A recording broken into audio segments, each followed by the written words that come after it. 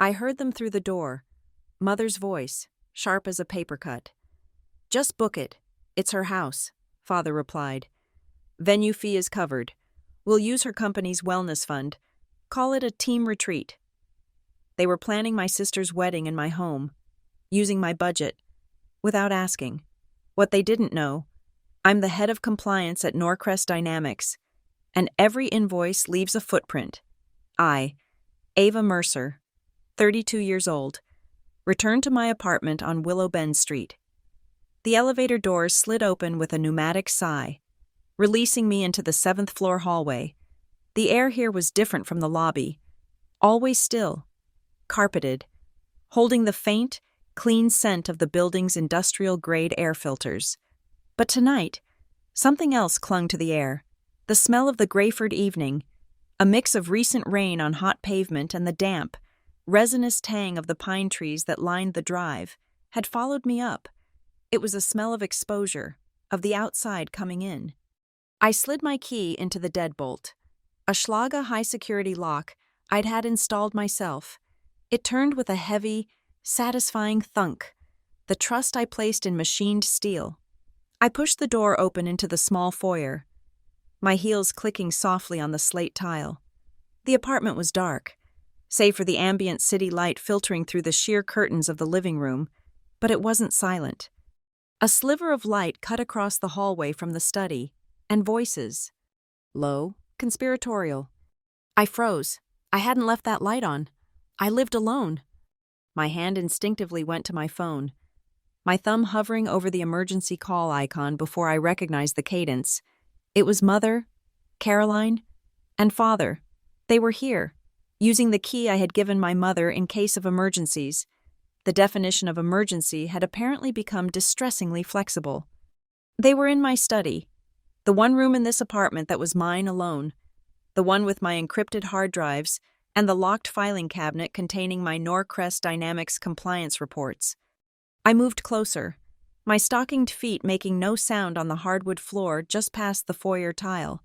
The study door was ajar, open maybe 3 inches, just enough to create that blade of light, just enough to let their voices spill out, amplified by the speakerphone they were clearly using. "Just perfect, Sloan, absolutely," Mother was saying. Her voice, usually modulated for public consumption at Grayford charity luncheons, was stripped bare, sharp and practical, the paper-cut voice. Then, tinny and bright through the phone's speaker, my sister's laugh. "Sloan." "I knew it," she chirped. "A garden wedding at Ava's. It's just so us.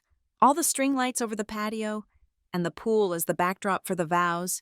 It's going to be magical." My breath hitched, not in panic, but in clicks. My mind was assembling data points. Sloan, wedding, my house, backdrop. "The guest list is hovering around 150, Mother said, her voice dropping to a businesslike hum, the sound of her closing a deal. "I'll book the tenting, the carpets, the chairs, the band. Don't you worry about a thing." A short, dry laugh. She won't be able to say no, not when everything is already in motion. It's family. 150 guests, my patio, my pool. The liability alone made my skin crawl. The sheer, naked assumption. Then, Father's voice, deeper, trying to sound authoritative and clever at the same time. "And the venue fee is covered. That's the best part." "How?" Sloan asked, her voice laced with giddy curiosity. "We'll code the payment as team off-site through her company's wellness fund," Father explained, a note of pride in his tone. "That big Q3 budget she was talking about, Lucas is already on it. Ava signs off on it this month. She'll just see a vendor. She won't even look twice." The air in my lungs turned to ice. Lucas, my sister's fiancé, the new VP of marketing at Norcrest Dynamics, my company, my budget, the wellness fund I had personally designed and implemented, complete with audit trails and compliance checks that I had presented to the board just 6 months ago. The fund I had final sign-off on. This wasn't just an invasion of my home. It was an invasion of my career. It was fraud. My body moved before my mind had finished processing the emotion. The emotion was irrelevant. The facts were everything. I pulled my phone from my coat pocket. The smooth, cold glass felt like a weapon.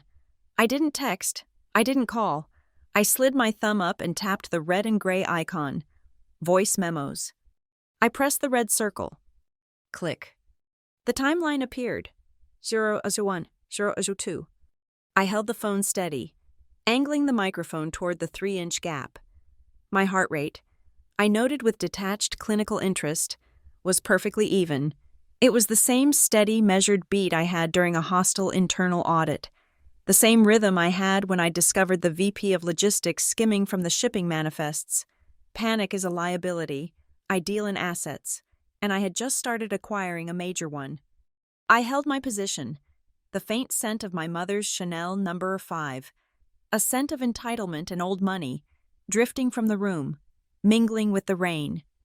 Ava signs off on everything that month, Father was saying, reinforcing the point. Lucas said she's too buried in the quarterly risk assessments to notice a single line item for team morale. It's brilliant, Sloane giggled again. My dream wedding, and we saved 20 grand, and Ava gets to host. She loves hosting. I have never hosted more than 8 people in my life. I despise the disruption. They knew this. They simply didn't care. The data point was recorded. My gaze drifted from the sliver of light to the console table against the opposite wall of the hall, and there it was, the emergency key. A single, brass Schlager key on a plain silver ring, sitting brazenly on the polished mahogany. It wasn't tucked away, it was left out, as if they owned the space. Next to it, a stack of business cards, thick, cream-colored cardstock, embossed. I could read the top one even in the dim light. Evergreen events. We craft your forever.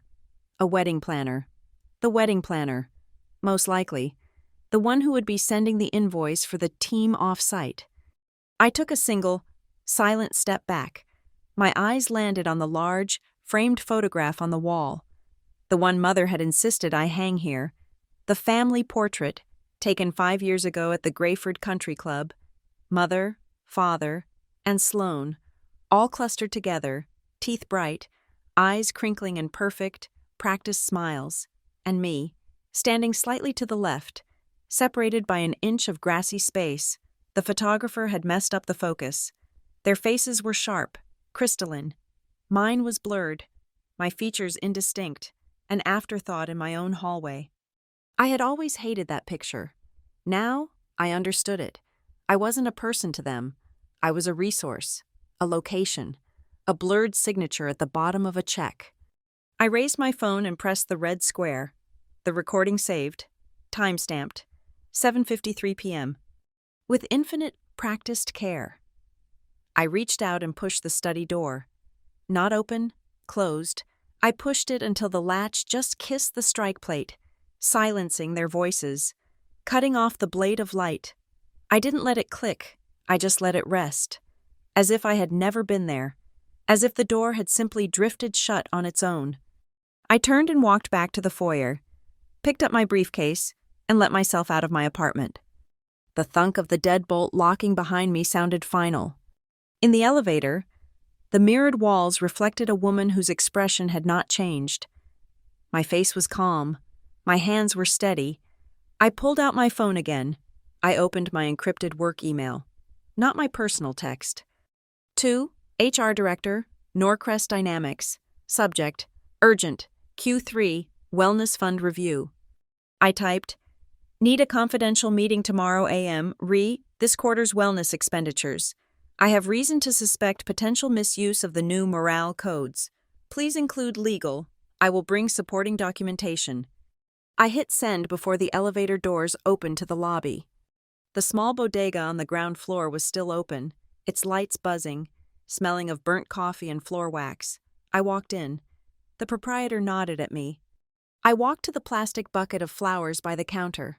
Carnations, limp roses, and one large, airy bunch of baby's breath. Tiny white dots on a tangle of green stems. Just these, I said. I paid in cash. I walked out onto Willowbend Street, the damp, cool air hitting my face. I held the bouquet in my hand, They looked so soft, so delicate, so easily crushed. But I knew better. Baby's breath is tough. It's filler. The thing you're supposed to ignore. But it lasts forever. It dries perfectly. It holds its shape. I looked up at my apartment, 7 floors up. The lights were still on in the study. They were in my house. They were spending my company's money. They were planning a party. And I was planning an audit to understand my family. You have to understand Grayford. It's a town built on pleasant fictions. We have a red brick church on the town square with a steeple that's just a little too tall, as if trying too hard to touch heaven. We have the Stonebrook Grill, where the steaks are decent, and the lighting is dim enough to hide the cracks in the leather booths and the marriages of its patrons. And we have porches, wide and welcoming, many of which keep their white Christmas lights twinkling year-round. A desperate, cheerful stand against the encroaching dark of the other 11 months. Grayford is a town that values appearance over substance, a principle my family has elevated to an art form. My mother, Caroline, is the curator of this art. She has always been adept at branding. My sister, Sloane, was christened the Star. It was a perfect fit. Sloane is bright, dazzling, and orbits a world that seems to bend its gravity around her. I, on the other hand, was branded the safety net. On the surface, it sounds like a compliment. Responsible Ava, dependable Ava, the one you can always count on. But a safety net doesn't get applause. It's not the main event. It's just there, stretched taut and waiting.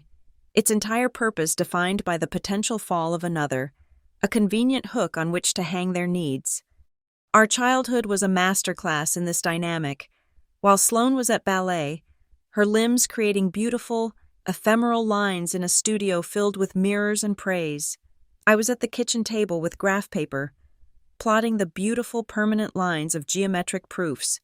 When Sloane won her first regional dance competition, the trophy, a gleaming gold-colored plastic ballerina, was placed on the center of the living room mantelpiece. When I won the state math league championship, the certificate was put in a folder in my father's desk. "We'll keep this safe for your college applications, honey," he'd said. Sloane's achievements were for display. Mine were for utility. Her talent was a performance. Mine was a tool they could use. That tool built a life with a corner office at Norcrest Dynamics, and a salary that allowed me to do what no Mercer woman in 3 generations had done. Buy a house on my own, not just a condo, but a house with a yard and a 2-car garage on Maple Ridge Drive. It was a statement of independence, purchased with my own savings. The down payment earned from bonuses I'd received for untangling the very kind of financial messes my father was now trying to create. The day I closed, I stood in the empty living room, the smell of fresh paint and possibility filling my lungs, and felt a sense of peace I had never known. That peace lasted approximately 4 hours. That evening, my parents and Sloane arrived with a housewarming gift. A large monogrammed doormat that said, "The Mercers," not Ava Mercer, the Mercers. "Isn't it wonderful, darling?" My mother had cooed, looking out at the manicured lawn. An extended family home, a place for all of us to gather. In one sentence, she had annexed my achievement. My house became a communal asset. My safety net had been expanded to include property. Our roles in the world are a perfect mirror of our roles in the family. My father, a man who has built a career on a firm handshake and a Rotary Club membership, connects our family to the social fabric of Grayford, to the church vestry, the golf club, the right tables at the Stonebrook Grill. He deals in favors and appearances. I, on the other hand, connect to the world through encrypted servers and federal regulations. I don't build social networks. I navigate legal frameworks. My expertise is not in who you know, but in what the tax code of our fictional state allows. He collects friends. I collect evidence. Sloane, meanwhile, floats above it all. She's a freelance creative coordinator, a job title so nebulous it's meaningless.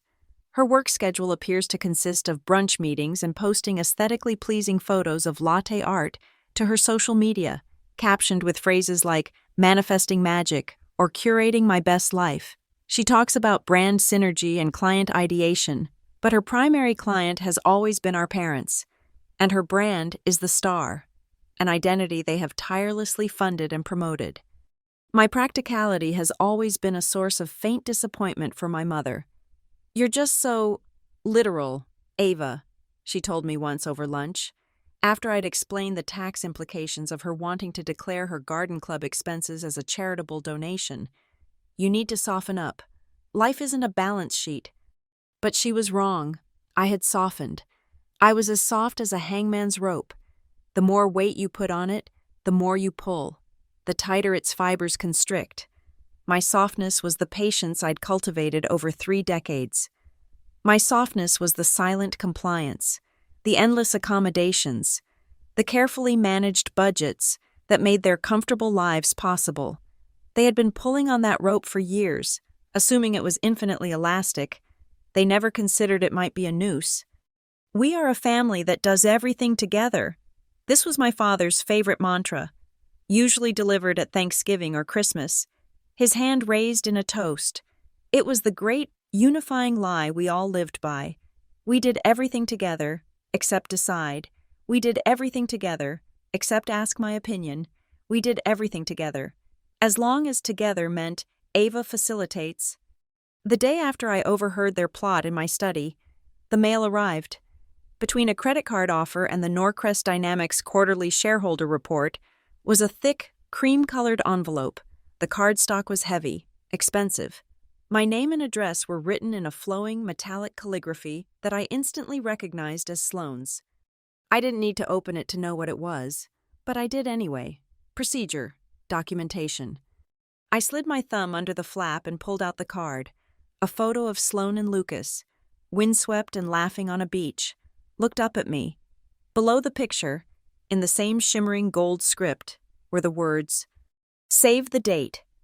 For the wedding of Sloane Mercer and Lucas Hale." And at the bottom, beneath the date and time, location, Ava's. There was no question mark. It wasn't an invitation. It wasn't a request. It was a summons, a statement of fact. The period at the end of my name was as hard and unyielding as a locked door. My house, my name, reduced to a single, possessive word. They hadn't just used my key to enter my home. They were now handing out copies to 150 of their closest friends. I placed the card on my kitchen counter. It sat there, gleaming under the recessed lighting, a declaration of war disguised as a celebration of love, and in the cold, quiet space of my own home, I began to draft the terms of my surrender. Theirs, not mine. My office at Norcrest Dynamics is 43 floors above the fictional streets of Norwich, a city that prizes data over lineage. My world is one of glass walls, sealed windows, and the constant, low-decibel hum of the building's climate control. The air doesn't smell like pine and rain. It smells of ozone from the server racks, filtered water, and the faint, acrid tang of burnt coffee from the break room pot, a smell that clings to every meeting like a shroud. I am the head of compliance and risk. My job is not to be liked. It's to be right. My job is to find the anomalies in the data, the single cell in a spreadsheet of millions that doesn't belong, and to understand why it's there. The morning after my family meeting, I was at my standing desk by 6:05 a.m. My confidential email to HR and legal had already been answered. A meeting was set for 9 a.m. in conference room 43B, a room with no external windows, known colloquially as the vault. But I didn't wait for the meeting. I opened the expense management dashboard, the one I had helped design. It was a sea of green, approved transactions, flowing like a healthy digital bloodstream. But my system was built on triggers, and my personal query from last night had created a bright red node. The Q3 Wellness Fund. I clicked. The fund was designed to cover gym memberships, mental health apps, and small, verifiable team-building exercises. My screen populated with the expected line items: yoga class subscriptions, bulk orders for ergonomic mice, and then 5 new requests, all submitted within the last 24 hours. Request 1. Evergreen Events. Service. Event tenting and flooring. Request 2. Evergreen Events. Service. Audio-visual package. Large venue.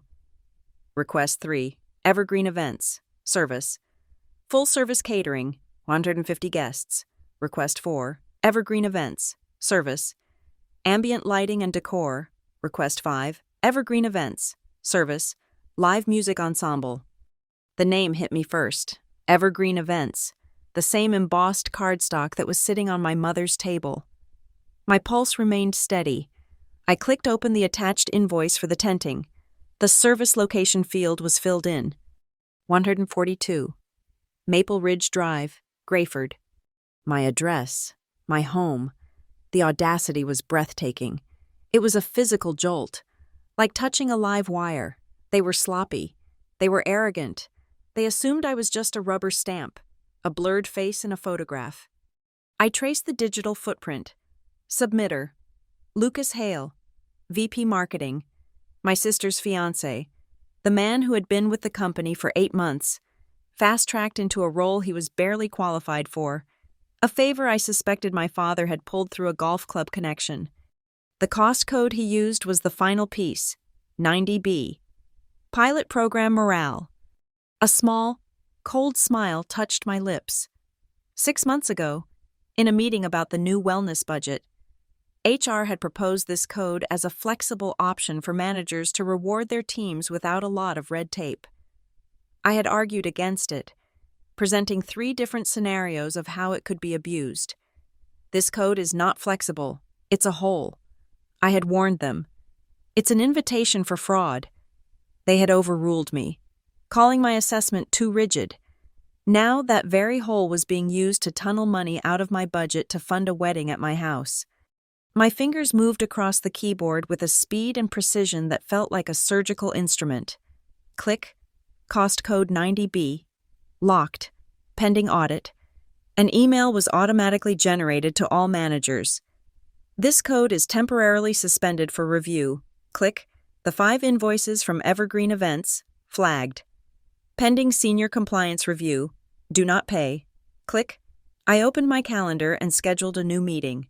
Superseding the 9 o'clock a.m., this one was for 10 o'clock a.m.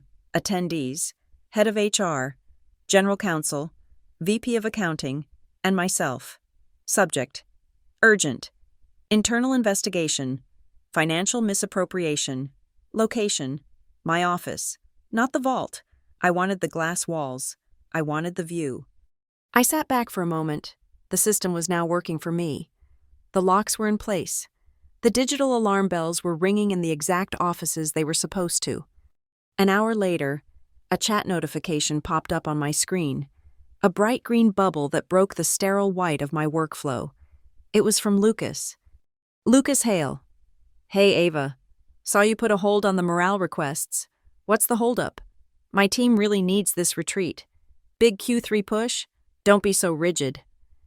The winking emoji, the casual dismissal. Don't be so rigid. The exact words HR had used. The exact words my mother had used. It was the anthem of people who believe rules are for everyone else. I placed my hands on the keyboard. I did not type, "You are committing wire fraud." I did not type, "You are trying to steal from me." I did not type, "Get out of my house." I typed, Ava Mercer. Per compliance protocol for all events funded under 90B. Please provide the following documentation for review. A detailed event agenda and training objectives. A complete list of all Norcrest employees scheduled to attend. A justification for the 150-person headcount versus your department's size. 42 employees. Thank you. I hit send. The green bubble that indicated he was typing appeared, then vanished. It appeared again, vanished. No reply came. The silence was louder than a confession. He had nothing. He knew I knew he had nothing.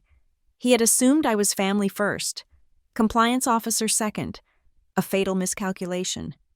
But I wasn't finished. He had used the company budget. Had he used his company card? I had a different level of clearance. I moved from the expense dashboard to the corporate card transaction feed. I isolated Lucas Hale's account. I set the date filter, last 90 days. I set the tag filter, client gifts. The screen populated dinners, bottles of wine, standard marketing expenses, and then a charge from Barrett Jewelers, tag, client gifts, retention, a charge from The Engraved Favor Co., tag, client gifts, appreciation, quantity 150, a charge from Sloane's Bridal Boutique. This one was tagged Team Attire Morale Event. He wasn't just sloppy, he was stupid.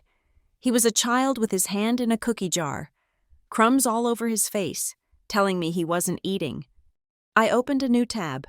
I navigated to Sloane's public social media. It took me 30 seconds to find her post from last week. A picture of a small, engraved candle. The caption, "Obsessed with our guest favors from The Engraved Favor Co. Can't wait for everyone to see them." I took a screenshot. I exported the transaction logs. I saved the chat log with Lucas. I pulled the metadata from the Evergreen invoices, matching the IP address of the submission to the internal IP address of Lucas's assigned workstation. I didn't feel rage. I didn't feel betrayal. I felt what I always feel when I close a case, a cold, clean, quiet satisfaction, the feeling of a disordered system being brought back into alignment. My mother thought I needed to be softer. My father thought I was a tool. Sloane thought I was a location. Lucas thought I was a fool. I opened a new, encrypted file on my secure drive. I labeled it Hale Audit Q3. I dragged each piece of evidence into the folder. I was not a safety net. I was not a support system. I was building a case, and I never, ever lost. The case against Lucas Hale was locked in a secure file. Pending the 10:00 a.m. meeting with legal and HR, the corporate threat was contained. Now, I turned my attention to the domestic one. The principles were identical. Assess the risk, review the governing policies, and implement controls. My house on Maple Ridge Drive was simply a different kind of asset, and my family was an unregulated risk factor. My evening was not spent pacing or confronting. It was spent at my desk in my study, the one they had so recently violated, with a fresh cup of black coffee and my laptop. The first file I opened was the 200-page PDF containing the Maple Ridge Homeowners Association covenants, conditions and restrictions, CC&Rs. I had read them, of course, before I bought the house, but now I read them not as a homeowner, but as an auditor. I found what I was looking for in Article 9. Section 4. Use restrictions. Subsection C stated, no commercial activity, including but not limited to, events generating significant non-resident traffic, defined as 50 individuals, may be conducted on any property without a specific event permit from the City of Grayford, a certificate of insurance naming the HOA as an additional insured, and prior written approval from the HOA board. They had 150 guests. They had vendors. This was, by definition, a commercial activity. They had none of the required permissions. This was my first line of defense. My second call, made at 8:01 a.m. the next morning, was to my home insurance provider. "This is Ava Mercer, Policy 44G819, I said, my voice pleasant, professional. "I need to make some updates to my homeowner's policy, effective immediately." I listened to the hold music for precisely 30 seconds. "Yes, I need to update the named insured on the policy. Please remove my mother, Caroline Mercer, as a secondary contact and key holder." The agent clicked away. "Any particular reason?" "We're updating our security protocols," I said smoothly. "Also, I need to review my general liability limits, and could you confirm the terms of my rider for large gatherings? It looks like your policy covers social gatherings up to 50 persons," the agent said. "Anything above that, or any event utilizing third-party vendors, requires a separate event rider and a mandatory safety inspection by one of our certified agents 24 hours prior. Without it, any and all liability claims resulting from the event would be summarily denied." "Excellent," I said. "Please email me that clause in writing." I now had a financial wall. Any vendor setting foot on my property without that rider would be operating uninsured, personally liable for any guest who tripped, any speaker that fell. My third call was to Grayford Electrical Services. I had an account with them from when I first renovated the house. "Hi, I'd like to schedule my periodic main panel load test," I said. "I'm doing some upgrades to my home office server, and I'm concerned about the circuit draw." "Certainly, Ms. Mercer, we have an opening in about 2 weeks?" "Actually," I said, consulting the Save the Date card I had pinned to my bulletin board, "I'll be taking a personal day on the 18th. Could we schedule it for that morning? Say 10:30 a.m.? 10:30 a.m. on the 18th. Yes, that slot is open. The technician will need to cut all main power to the house for approximately 45 minutes to safely test the load on each circuit." "That's perfectly fine," I said. "Please confirm that booking." A wedding at 10:30 a.m. with 150 guests, a band, and a catering team would find a 45-minute total power outage inconvenient. My fourth action was online. I navigated to the City of Grayford's municipal permit portal. I filed an application, complete with the $50 fee, for a temporary use permit for private film photography. I specified the location: 142 Maple Ridge Drive, backyard and pool area. I specified the time, the 18th, from 9 o'clock a.m. to 1 o'clock p.m., by reserving the space myself for a legally permitted activity. Any other event attempting to use that same space simultaneously would be, by definition, trespassing on my permit. My fifth move was to protect the vendors. They were, in this scenario, simply tools. They didn't deserve to lose a day's pay. I called the Riverlight Community Center, a clean, modern facility 10 minutes from my house, run by the city. I spoke to the manager. "I'm provisionally booking your main hall and patio for the 18th, I said. "It's for a private event, approximately 150 guests. That's very last minute, Ms. Mercer." "I'm aware. This is a contingency booking," I explained. "The primary venue has a significant facility issue. I'll be signing a provisional contract today, with a 72-hour confirmation window. The vendors are evergreen events. I want to ensure their services can be seamlessly transferred." I signed the contract and paid the deposit. I was providing a lifeboat. I was also creating a paper trail that showed I had arranged an alternative, legal, fully equipped venue for the exact same day. When the time came, the vendors would have a choice: stay and trespass at a location with no power and no insurance, or go to the paid-for location I had secured for them. The trap was set. Now, I needed to document the springing of it. I ordered a new video doorbell and 2 additional, legally placed outdoor security cameras for the backyard, citing a recent uptick in neighborhood mischief. I also installed a certified noise level sensor on my back fence, the kind used for documenting municipal noise complaints. I then drafted a polite email to the Maple Ridge HOA email list. Subject: Maintenance and Security Checks at 142 Maple Ridge.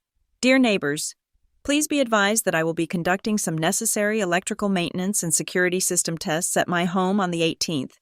You may see technicians or a small photography team on the property documenting the upgrades. Apologies for any brief disruption. This email created a public, time-stamped record of maintenance.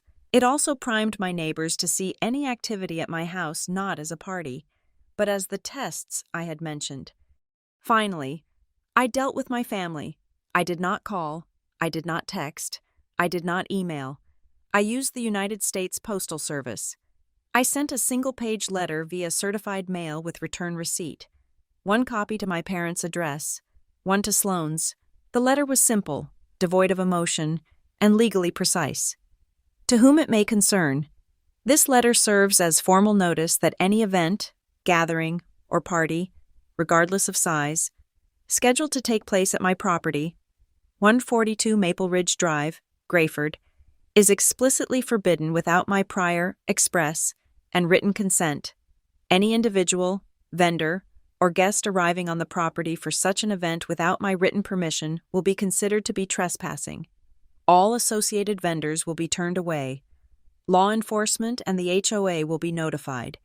I have not and do not consent to the event currently being planned. I signed it. Ava Mercer, sole proprietor. 3 days later, the 2 green return receipt cards came back in my mail. One signed by C. Mercer, one signed by S. Mercer. They had received it. They had read it. I waited. The phone did not ring. No one came to my apartment. I received no angry texts, no tearful calls, nothing. The silence was their answer. It was the answer I had expected. It was arrogance. It was the absolute, unshakable belief that my boundaries were merely suggestions, that my no was just a negotiating position they could ignore.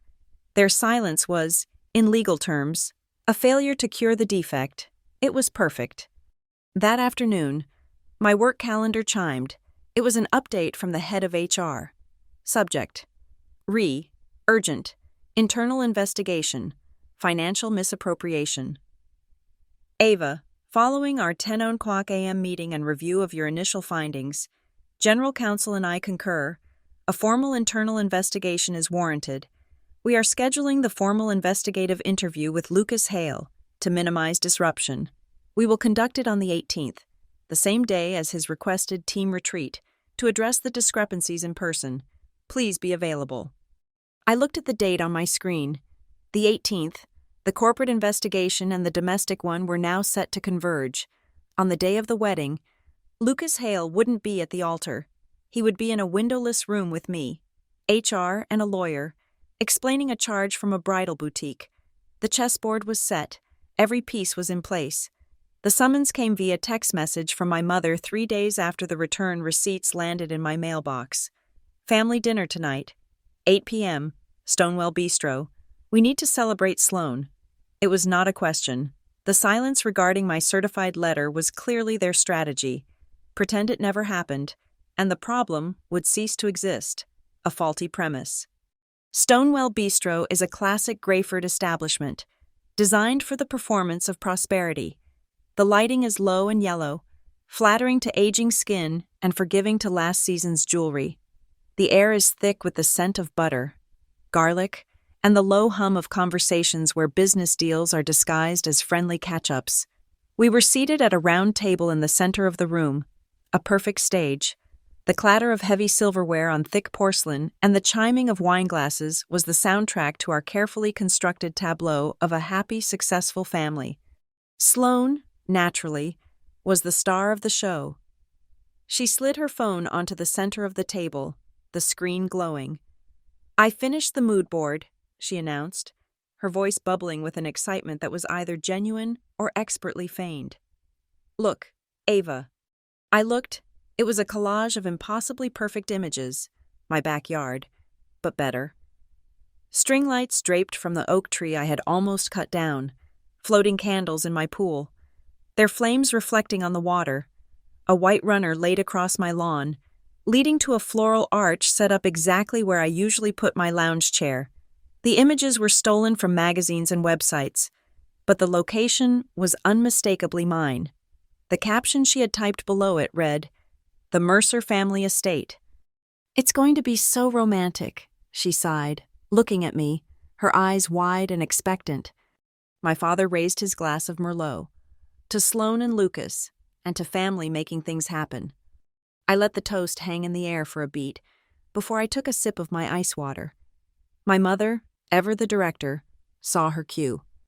"It's all coming together so beautifully," Caroline said, placing her hand on Sloane's. Then she turned her gaze to me, her smile tight, a masterpiece of social engineering. "Ava, darling, you don't need to worry about a thing. The vendors have their instructions. You just need to be there to open the door. The family will handle the rest." Here it was, the dismissal of my letter, my autonomy, my ownership, all wrapped in the suffocating blanket of family helping out. The noise of the bistro seemed to fade. The clinking fork of the man at the next table sounded like a hammer striking an anvil. I carefully folded my linen napkin in my lap. I looked directly at my mother. "I won't be opening it," I said. My voice was not loud. It was not angry. It was a statement of fact, delivered with the same placid finality as a line item on an audited report. I might as well have commented on the weather. Sloane's smile faltered, a tiny crack in the facade. My mother's eyes narrowed. My father let out a short, sharp laugh, a sound of pure condescension. "Don't be so dramatic, Ava," he said, waving his hand as if swatting away a fly. "It's a party. Don't overdo it. Your name is on the deed. We know. It's on there. For now." The last two words slipped out, an unforced error. For now. The air at our table grew thick and cold. He hadn't meant to say it. It was a peek behind the curtain, a momentary glimpse of the final act they had planned all along. I raised my eyebrows. I didn't need to say anything more than his own words repeated back to him. "For now?" He flushed, a dark red creeping up his neck from the collar of his starched shirt. He took a hasty gulp of his wine.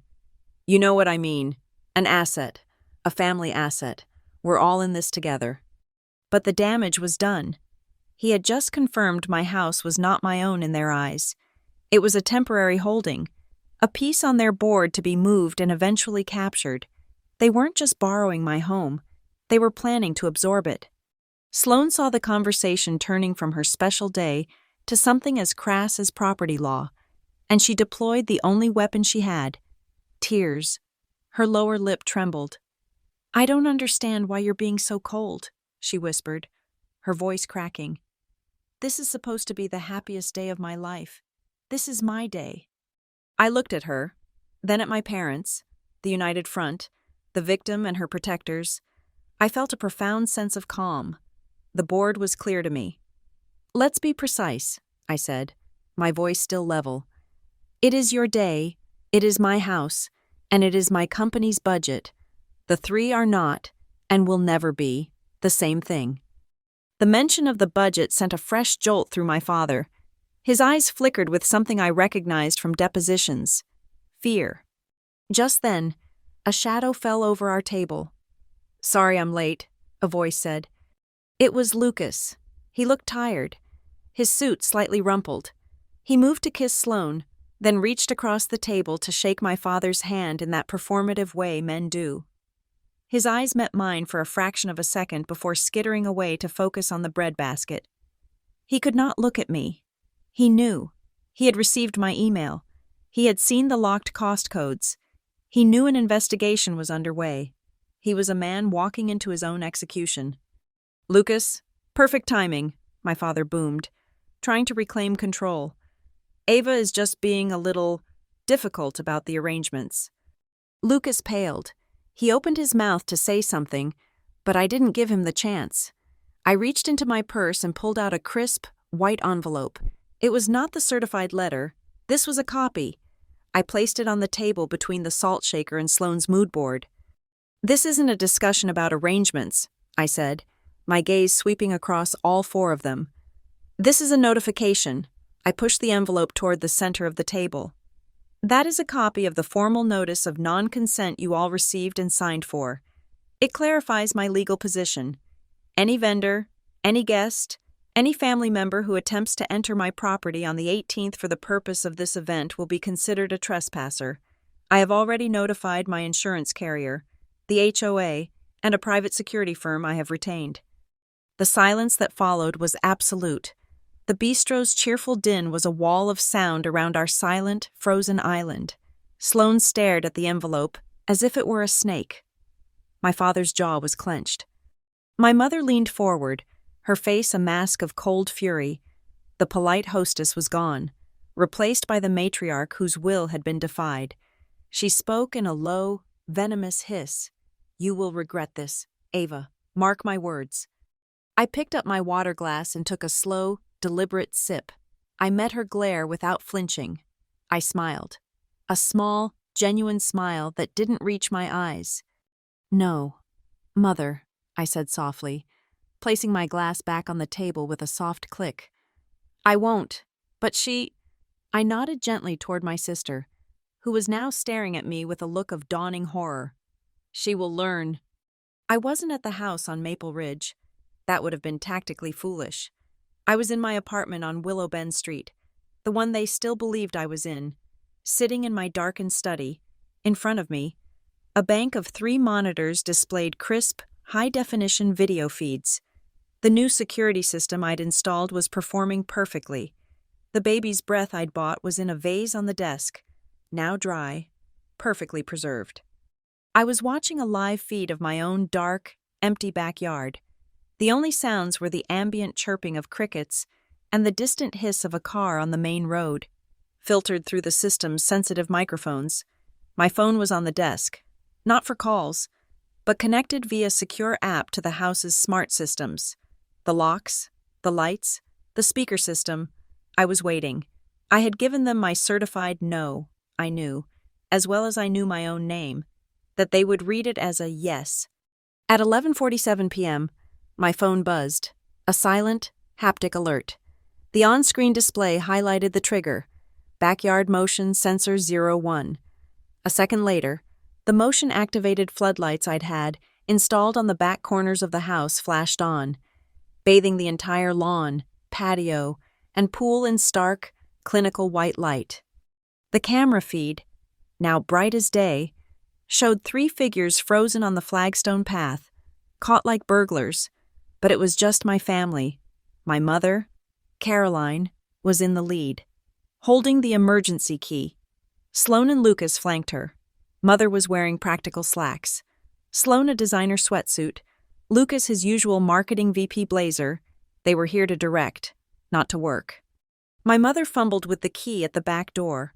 The lock, however, was the one I hadn't changed. The spare key still worked. I watched them disappear inside.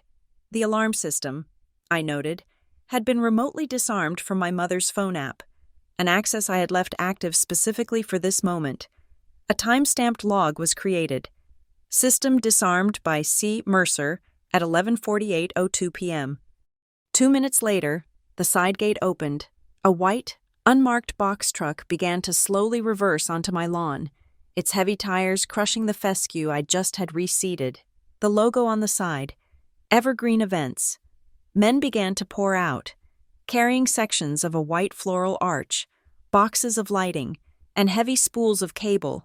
They moved with purpose. They had a floor plan. A second van, this one dark blue, pulled up to the curb. Norwich Sound and Stage, the band. A man in a black polo shirt emerged, holding a microphone. He walked to the center of the patio, my patio, and tapped it. A sharp thwack echoed.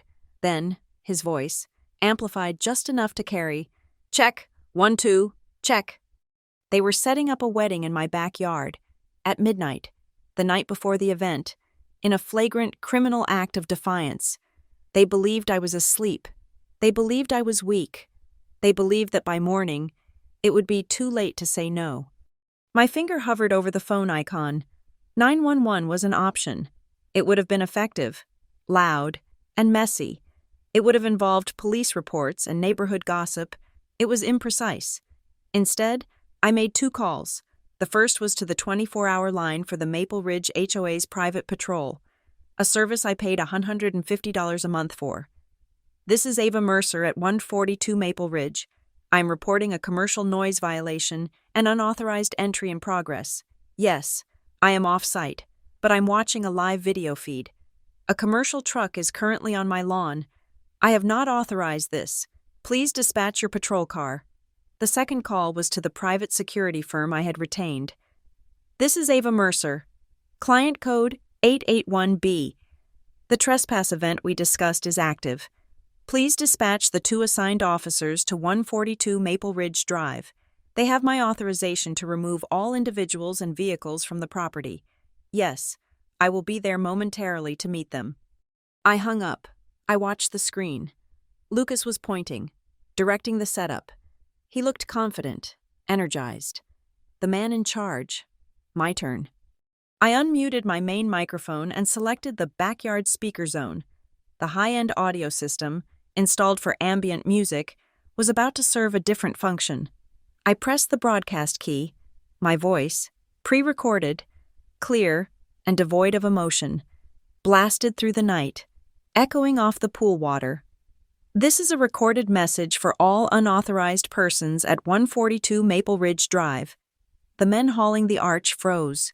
My mother, Sloan, and Lucas spun around, staring at the darkness, trying to find the source of the sound. It is currently 11:53 p.m.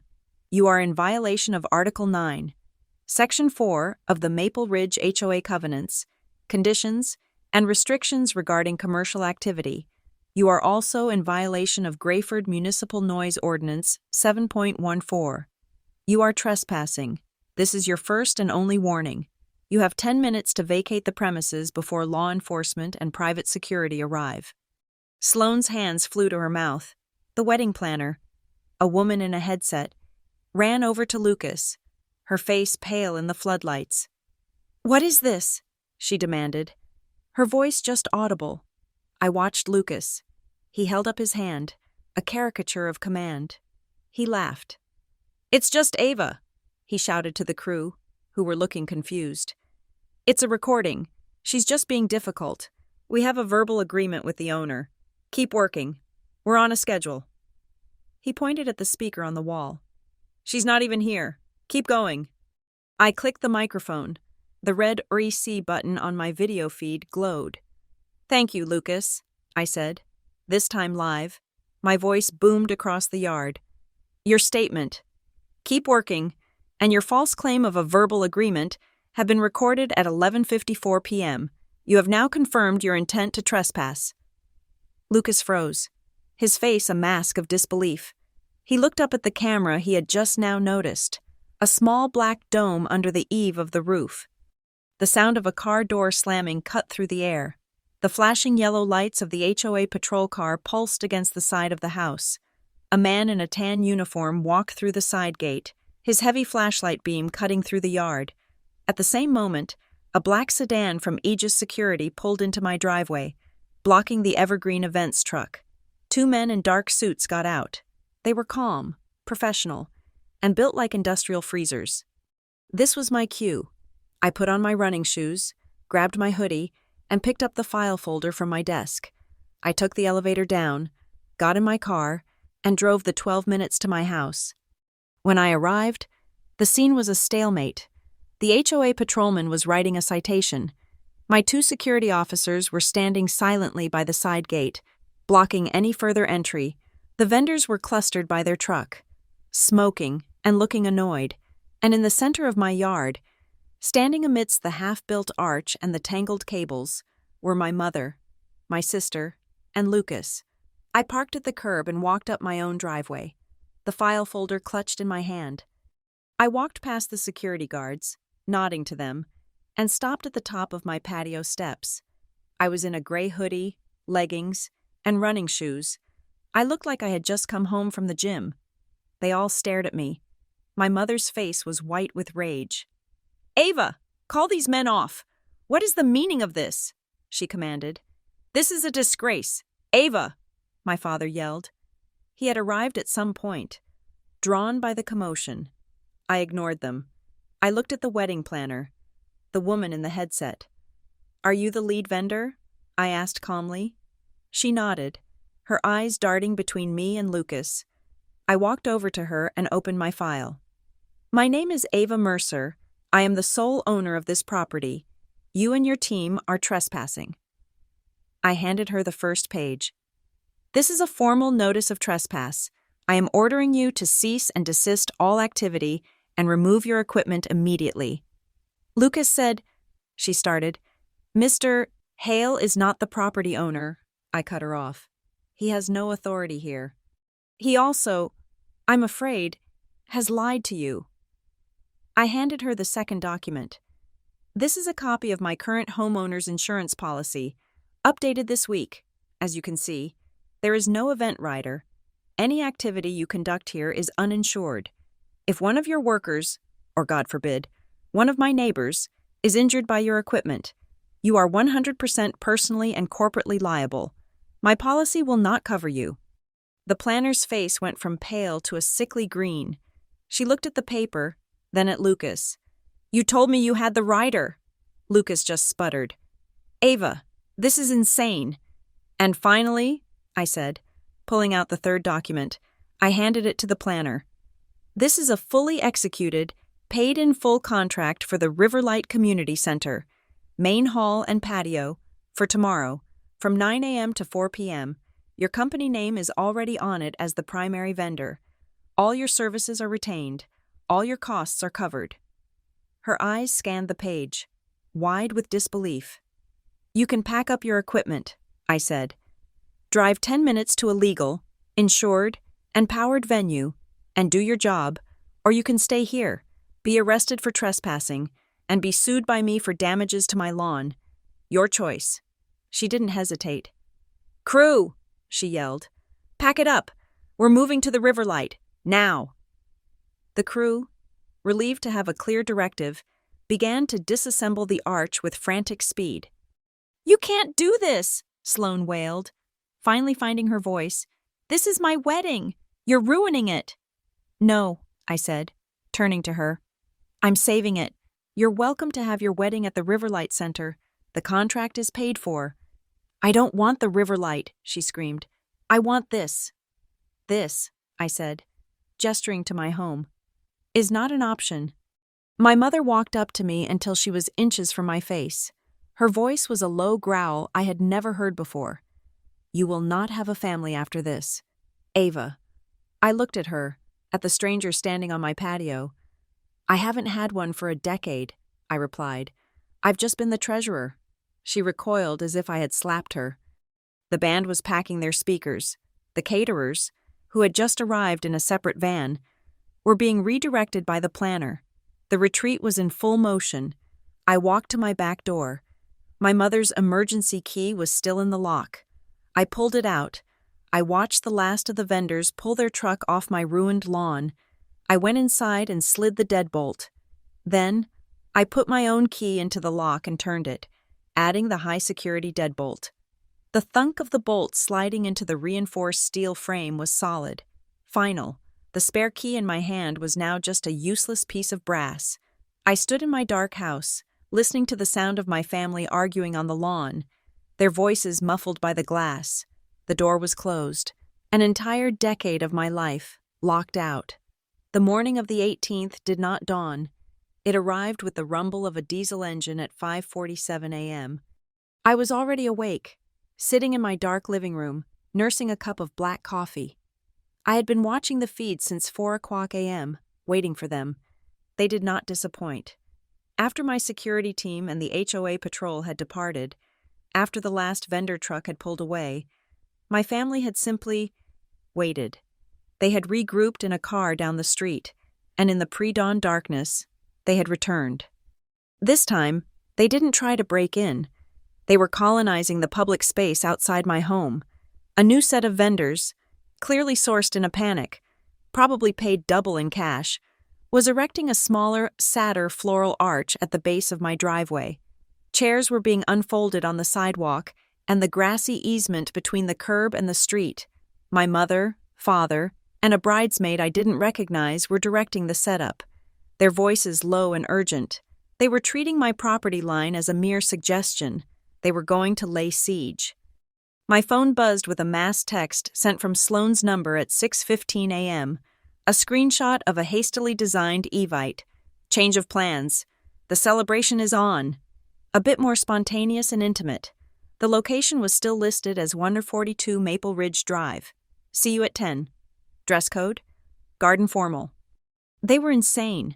They were magnificent in their pathological audacity. They truly believed that if they simply showed up, I would be shamed into compliance by the presence of 150 guests. They didn't know I was inviting guests of my own. I showered and dressed in a steel gray sheath dress and low heels, armor. I went to my office and unlocked my briefcase. I sent 3 text messages. To the head of HR at Norcrest.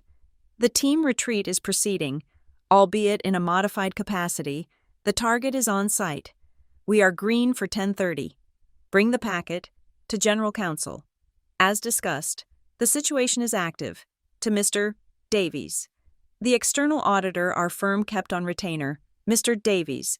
The fiscal anomaly I mentioned is manifesting publicly. If you are free, I believe a visit to 142 Maple Ridge Drive at 10:30 would be illuminating. At 10:15 a.m., the first shuttle bus arrived. It was a large, white coach. the kind used for corporate events. The doors hissed open, and the guests began to emerge, blinking in the bright morning light. They were dressed in their garden formal best, linen suits, floral dresses, wide-brimmed hats. Many were already holding flutes of champagne, clearly served on the bus. Their festive chatter died as they took in the scene. They didn't see a serene garden party. They saw a bizarre, disjointed event crammed onto a sidewalk. They saw a string quartet sawing away nervously near a garage door. They saw my mother, Caroline, her face a mask of strained gaiety, beckoning them forward, and they saw the large professional A-frame sign my retained Aegis security guard had placed at the foot of my driveway. Notice: scheduled municipal safety and electrical maintenance, by order of the City of Grayford and Maple Ridge, Hoa. Property access restricted, 10:00 a.m., 11:30 a.m. Violators may be subject to fine. The guests hovered in a confused flock on the street. Caroline, what? One woman in a large hat began, the wedding planner, the same woman from the night before, her face etched with panic, ran toward the guests, holding her clipboard. Ma'am, sir, please, the wedding is at the Riverlight Community Center. We have shuttles waiting down the street. This is the wrong... She's mistaken! My mother's voice shrieked, cutting through the air. Caroline physically intercepted the guests, her smile looking like it was carved from soap. Just a little neighborhood nonsense. The party is here. Come, find a seat. She was herding them toward the sidewalk chairs as if her life depended on it. At 10:30 a.m., precisely on schedule, the Grayford Electrical Services van pulled up. Parking directly behind the guest shuttle, the technician, a man in a blue work uniform, got out, clipboard in hand. He stared at the scene, the string quartet, the guests in hats, my mother pointing frantically, and sighed, the sigh of a man who has seen too much. I opened my front door. The chatter stopped. Every eye turned to me. I was an island of absolute stillness in their chaos. Good morning, I said to the technician, walking past my mother as if she were a piece of lawn furniture. You're right on time. Thank you for coming. Ma'am, he said, tipping his cap, clearly relieved to see a sane person. Just need you to sign the service waiver. Confirms you know the main power will be cut for the duration of the load test, approximately 45 minutes. Of course, I said. I took his pen and signed my name on the line. The moment I handed it back, the sound died. The string quartet's small amplifiers crackled and went silent. The refrigeration unit in the catering truck parked down the street whined to a stop. A heavy, awkward silence fell over the crowd. The technician nodded at me and walked to the main junction box on the side of my house. He unlocked it with a city-issued key. Ava! Lucas. He was storming across the lawn from the street, his face purple, his morning suit already wrinkled. Ava, what in the hell do you think you're doing? You turned the power back on. Is this a company event, Mr. Hale? A new voice, cold, clear, and authoritative. A black town car had glided to a stop behind the electrical van. The head of HR stepped out, followed by our general counsel and Mr. Davies, the auditor, who looked positively thrilled. Lucas froze. He looked from me to the HR director. He was trapped. Yes, he finally yelled, clutching at the lie that had brought him this far. This is a team retreat. You can't just... Then you are urgently needed, the HR director said. Taking a step forward, she held up a thick, sealed envelope. This is a formal summons. You are being placed on immediate administrative leave pending a full internal investigation into financial misappropriation and wire fraud. Please come with us. Now. The guests on the sidewalk gasped. Fraud? Lucas looked like he had been shot. You can't. I turned away from him. My private security guard wheeled the 60-inch flat-screen monitor out of my garage. He plugged its heavy-duty cord into the portable battery backup I'd set up inside. I connected my phone to the Apple TV. The screen flickered to life, visible to everyone on the lawn and sidewalk. It did not show a wedding video. It showed the Norcrest Dynamics expense dashboard. My family, And Mr. Hale have been planning this event for some time, I said, my voice projecting clearly into the silence. Lucas called it a team retreat. As head of compliance, I felt it was my duty to review the budget. I clicked my phone. A list of transactions appeared. Request 1. Evergreen Events, $20,000. Coded, Pilot Program Morale. I clicked again. The corporate card log. Request 2. Barrett Jewelers, $5,000. Coded, Client Gifts. Retention. Request 3. Sloan's Bridal Boutique, $8,200. Coded, Team Attire, Morale Event. I clicked a final time. Request 4.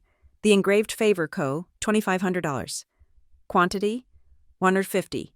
Coded, Client Gifts, Appreciation. I lowered my phone and pointed to the small, ribbon-wrapped boxes on the guest check-in table. The wedding favors.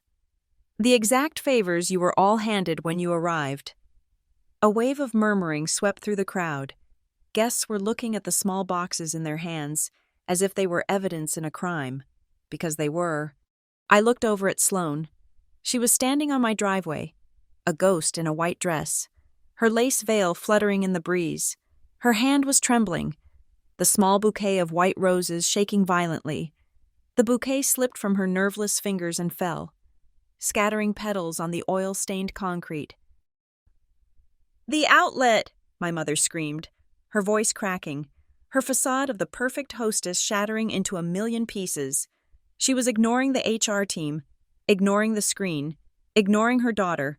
She was focused on the technical problem. "The garage outlet! Find it! Plug the music in!" My father ran to the GFI outlet by the garage door. Ripping the cover open, he jammed an extension cord into it. Nothing. "It's dead! Caroline!" he yelled, his voice laced with panic. "Try the one on the porch." My mother ran to the front porch, pulling at another cord, trying to plug in a speaker. Nothing. No power, no music, no heat for the food. The electrician walked back to his van, his job complete. The HR director and general counsel were quietly, firmly escorting a pale, silent Lucas into the back of their town car. My mother stood on my porch, holding a useless plug, her chest heaving. She looked at me. Her eyes filled with a hatred so pure it was almost beautiful. The show was over. The lights were out. I stood on the top step of my porch, looking down, not at a wedding, but at the scene of a failed coup. The silence left by the dead electronics was a vacuum, and I was about to fill it. I did not raise my voice. I did not need to. The authority was mine. "This is not a ruined wedding," I said, my voice carrying in the still air. Every guest, every family member, every vendor looked at me. "It is a relocated one." I gestured to my head security guard. He stepped forward and handed the wedding planner the file I had given him earlier. She took it with a trembling hand. "That," I said, addressing the planner but speaking for everyone to hear, "is the fully paid contract for the Riverlight Community Center. I signed it 3 days ago as a contingency. All of your services, the catering, the music, the flowers, are retained. Your staff will be paid. No one will lose a day's income. You are simply being redirected to a legal, insured, and I might add, fully powered venue." I looked out at the guests, a sea of confused, uncomfortable faces. "I apologize for the confusion. The family made an error in judgment regarding the venue. However, the celebration is still happening. A shuttle is waiting at the end of the block to take everyone to the Riverlight. The ceremony will begin there at 11:30. On the large screen behind me, the spreadsheet of Lucas's fraud vanished. In its place, a crisp, clean QR code appeared, along with a map displaying the 10-minute route from my house to the community center. You can scan this for directions if you prefer to drive yourselves. Now, I turned my attention to my parents. They stood frozen on the lawn, my father by the dead outlet, my mother by the silent speaker. Their faces were a mixture of fury and disbelief. This was not in their script.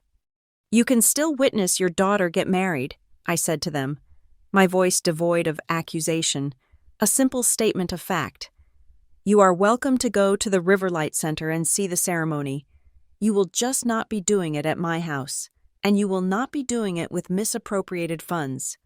As if on cue, the general counsel, who had been standing by the town car, walked over to Lucas. He read from a formal document in a low, clear voice that still managed to carry, "Lucas Hale, pursuant to your employment contract and Norcrest Dynamics corporate policy, your access to all company systems is revoked, effective immediately. Your suspension is without pay, a full clawback provision for all misappropriated funds, estimated to be in excess of $35,000, will be enforced. A criminal referral to the district attorney's office is under consideration." The guests who remained gasped. The word criminal hung in the air, ugly and undeniable. The HR director opened the back door of the town car. Lucas, his face the color of ash, got in without a word. The door closed with a solid, expensive thud. The car pulled away from the curb and disappeared down the street. The groom had officially left the building. I walked down the steps, across my lawn, or what was left of it, to my mother. I held out a plain white envelope. Inside was the spare key she had used the night before.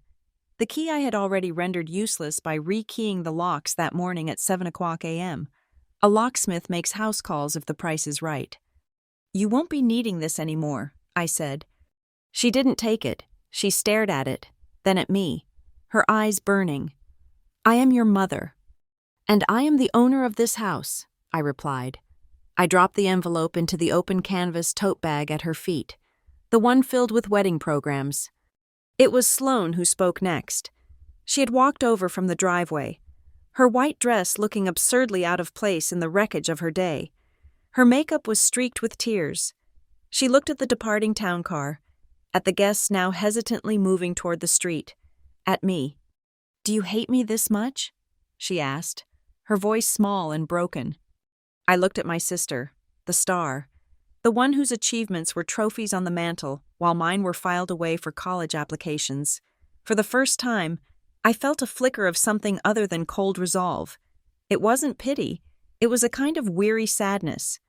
"No, Sloane," I said, and my voice was softer now. It was the voice of a sister, not an auditor. "I don't hate you at all. I respect you. I respect you enough not to let you start your marriage on a foundation of lies and fraud. I respect you enough to give you a wedding that isn't paid for with a felony. The life you were about to start was not real. The venue was stolen. The money was stolen. The premise was a lie. A marriage that starts that way doesn't last. The one you can have today, at the Riverlight, will be real. It will be honest. It will be yours. That's more than you were going to get here." A horn honked from the end of the street. It was the shuttle bus. The sound broke the spell. The guests, seeing their chance to escape, began to move in a polite, hurried mass. They offered awkward, sympathetic smiles to my parents as they passed, avoiding eye contact. They were embarrassed to have been witnesses, but visibly relieved to be leaving. The wedding planner, a pragmatic survivor, was already on her phone, barking orders. "Get the florals to the Riverlight, now. String quartet. You're on at 11:30. Get moving. Catering. I want appetizers ready in 20 minutes. She was salvaging her reputation, one command at a time. Soon, the street was empty, the vendors were gone, the guests were gone, the town car with Lucas was gone. All that remained was the four of us. My father stood by the garage, staring at the empty street where the guests had been. My mother stood clutching her bag, the envelope with the useless key buried inside. Sloane stood in the middle of the driveway, surrounded by the rose petals she had dropped, a bride with no groom, no venue, and no idea what had just happened. And me, I stood on my lawn, on the tire tracks left by the vendor's truck, and looked at the family I had just dismantled in order to save. The air was filled with the scent of crushed grass and exhaust fumes. The silence they had left behind was vast and absolute. There was nowhere left for any of us to hide. My father, a man who had built his life on the shifting sands of social leverage, tried to find solid ground. He looked past the trampled grass of my lawn, past the curb, to the neat, identical houses of my neighbors. It was his last gambit, an attempt to broaden the battlefield beyond the borders of my deed.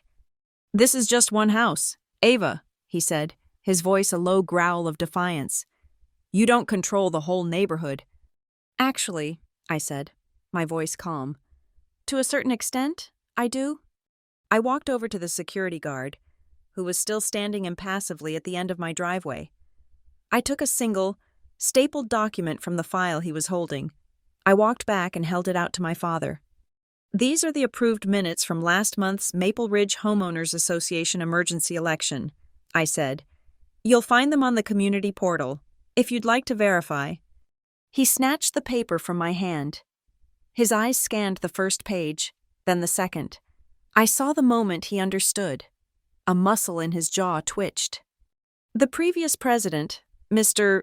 Gable, retired and moved to Florida quite suddenly. I explained for the benefit of my mother and Sloan, who were watching, confused. No one wanted the job. It's a lot of unpaid administrative work, but the community playground was in disrepair. Splintered wood, a broken swing set, a liability issue. I drafted a proposal to get it repaired and refinanced using our reserve funds. I volunteered to oversee the project. They held a vote. I was elected. I pointed to a highlighted section on the second page. "And this is the first bylaw I proposed, which was passed by a unanimous vote 2 weeks ago. You can read it for yourself. Any non-resident event of over 50 people now requires a formal application to the HOA, a 14-day notification period for all adjacent properties, and a signed consent form from 2/3 of the immediate neighbors." I had laid the groundwork weeks ago, not for them, but for the community. I saw a problem, a poorly managed HOA, a dangerous playground, and I fixed it. It was what I did. I managed risk. The fact that the solution now served to perfectly neutralize my family was simply a fringe benefit of good governance. My father's hand, holding the papers, trembled slightly. He had tried to outmaneuver me on a larger stage, only to discover that I owned the stage, wrote the script, and directed the play. My mother ripped the papers from his grasp. Her eyes, burning with a furious, desperate light, scanned the page. She looked from the text to my face.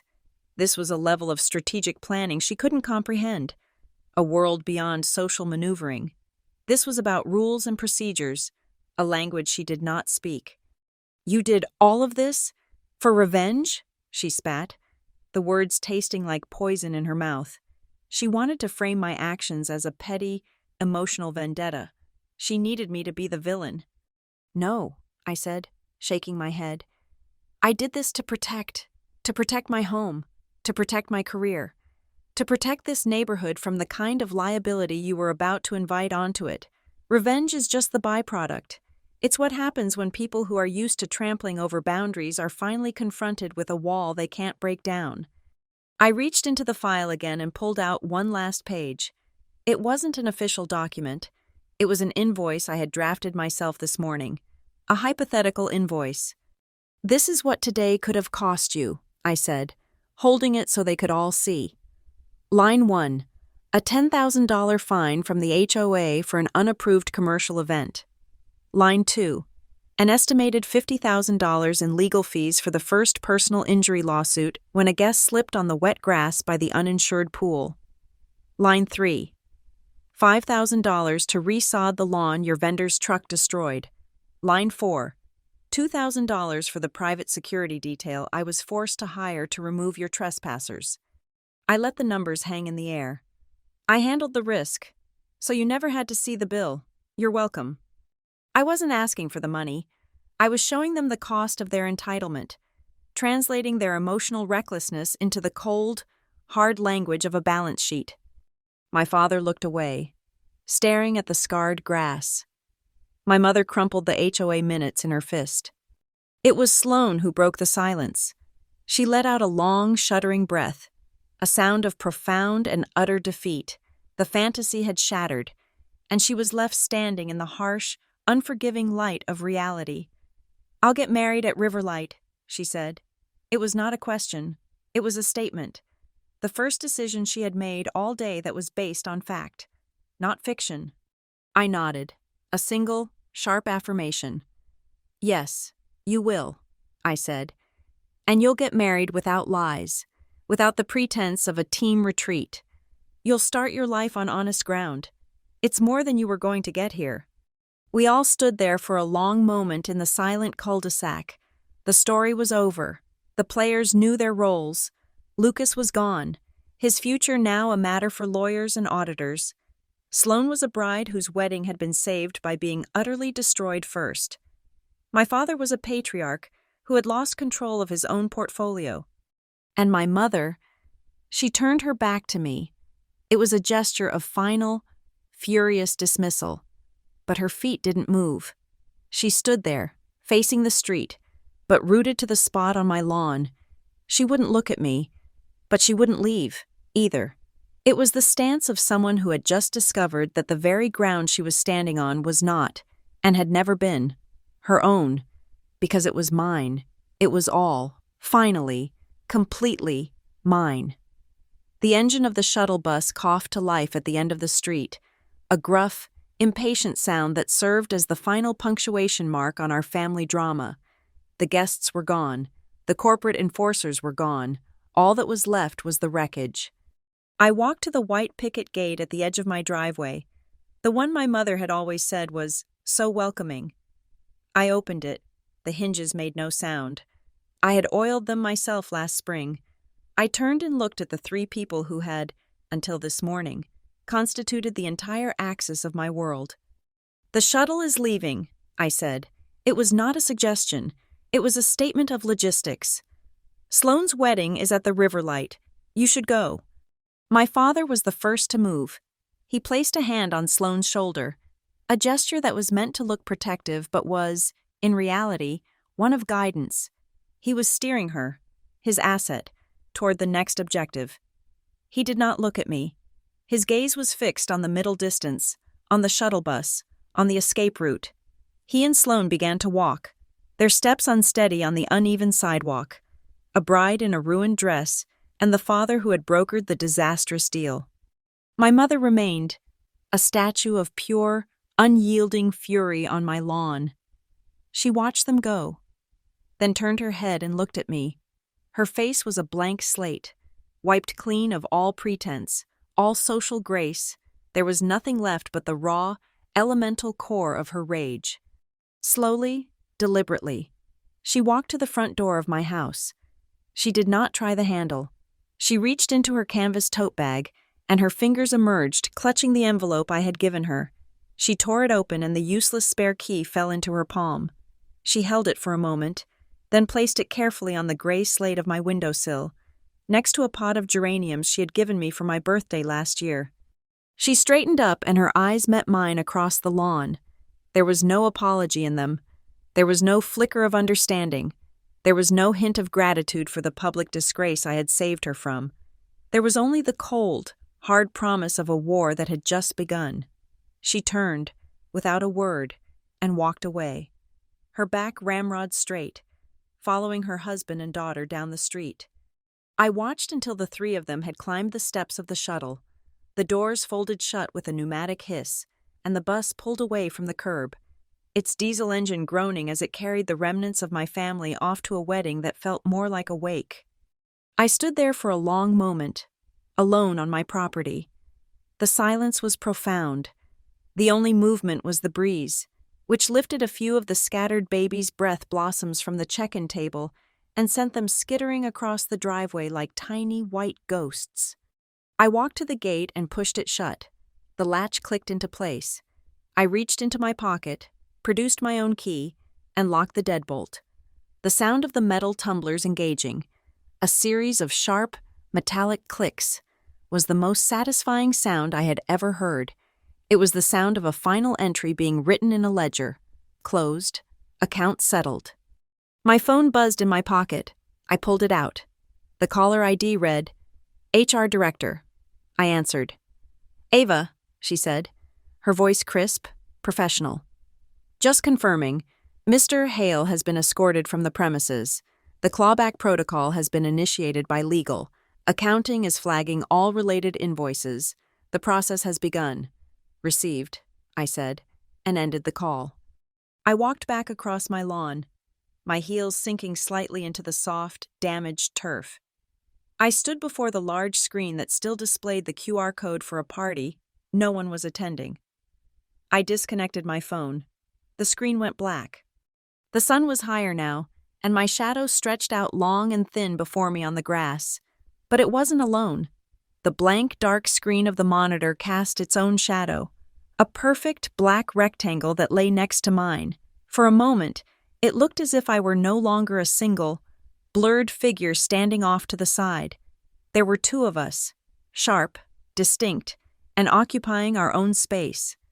Home was no longer a place you were obligated to let others into.